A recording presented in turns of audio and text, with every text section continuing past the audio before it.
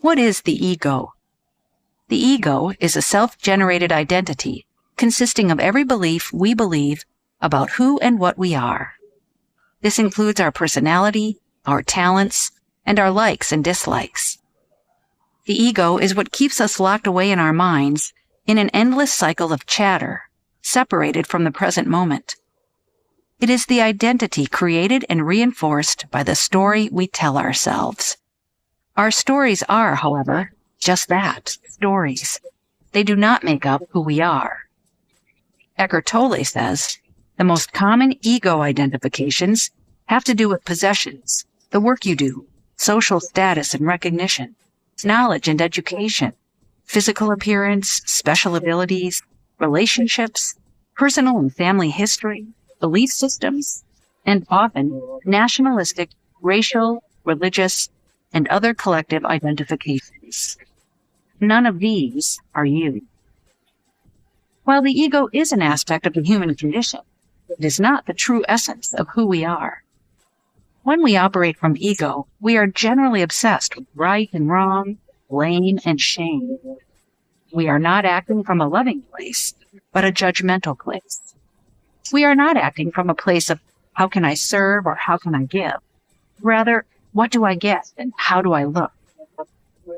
Learning to identify the traits and behaviors of the ego, and then working to consciously make a different choice will drastically change your life. Here are 3 tips on managing your ego to create a more peaceful, loving life. Number 1, stop taking things personally. The ego loves to get offended, loves to feel wounded, and it thrives on pain and conflict. When we choose to be offended over things, we are actively choosing to allow the ego to take hold of our lives and create pain. In order to disassociate from this decision and make a different choice, we must recognize that love is our natural state. Humans actually want to connect and feel joy, not misery. If someone does or says something that makes you feel any negative emotion, you have 2 choices. You can react and engage in conflict, or you can recognize that the trigger within you is an opportunity for your own growth. You can choose to recognize that anything negative said or done from another is likely a projection of their own ego. Don't waste your energy on ego battles. Save it for love and service. Number 2, forgive. The ego loves being right. It sustains itself in this way. The problem is, it also keeps you from doing what you need to do to move closer to love and truth. The ego is sort of like a weed in this way.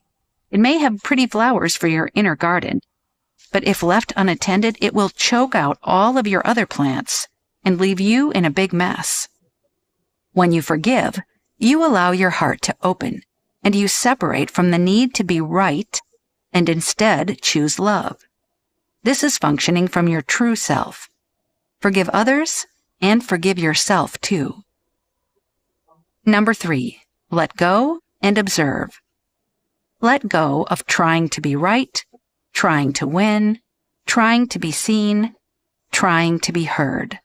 Instead, observe.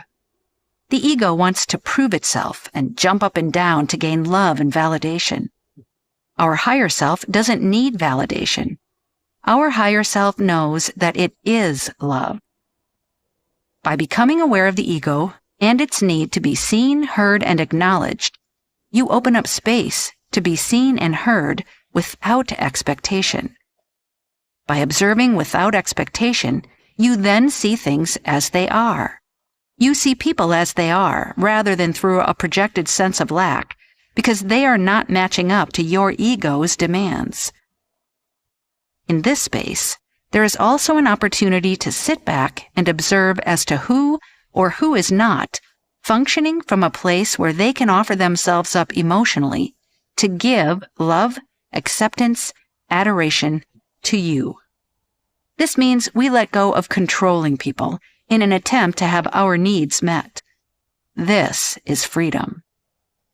Eckhart Tolle said, "The moment you become aware of the ego in you, it is strictly no longer the ego, but just an old conditioned mind pattern.